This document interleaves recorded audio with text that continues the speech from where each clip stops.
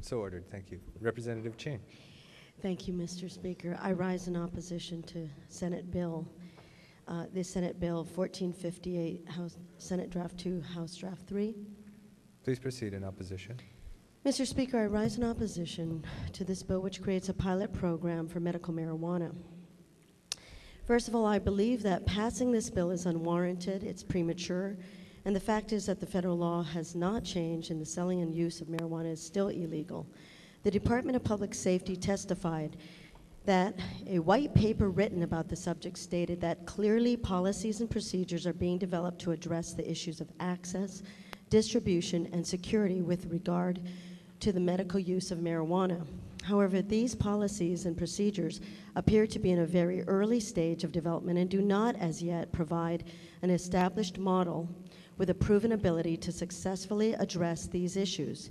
Seeing how they develop, how they approach the obstacles they are likely to encounter, what methods are successful versus what methods prove problematic, will no doubt prove informative and valuable in determining how Hawaii chooses to address the issues of access, distribution, and security with regards to its own medical marijuana program.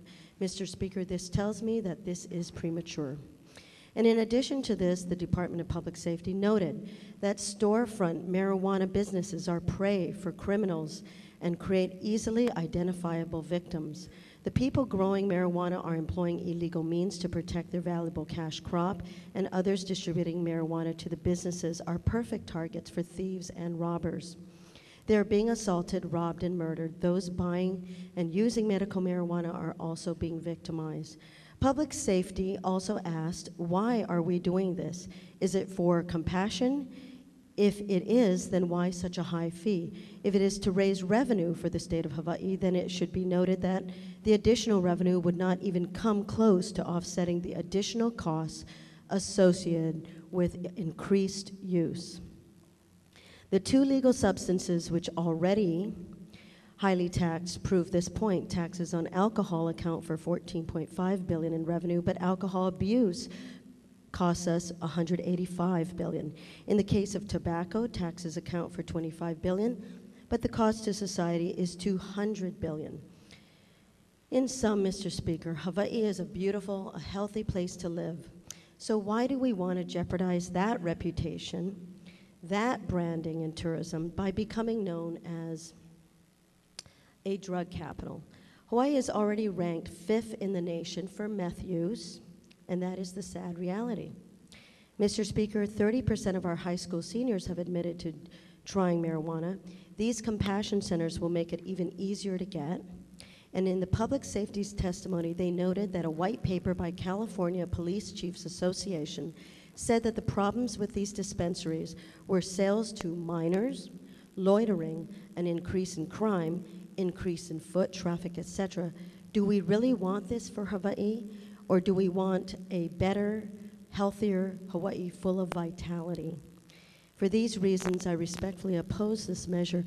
We just recently spoke about what I refer to as the faucet.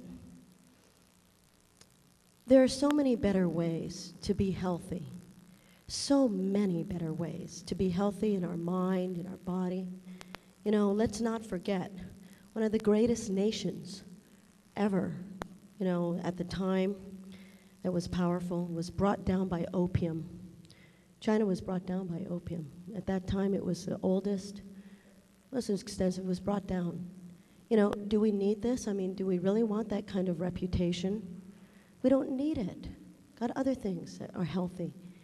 And when I walk around in San Francisco, when I was visiting there just recently, it's amazing. Gee, I guess there's that many people who are not well or ill. You can smell it all over Union Square. You go up the street and you walk up Geary, you walk up any of those streets, and you smell marijuana everywhere. Thank you, Mr. Speaker. Thank you very much. Do we have any further discussion? Representative Fontaine.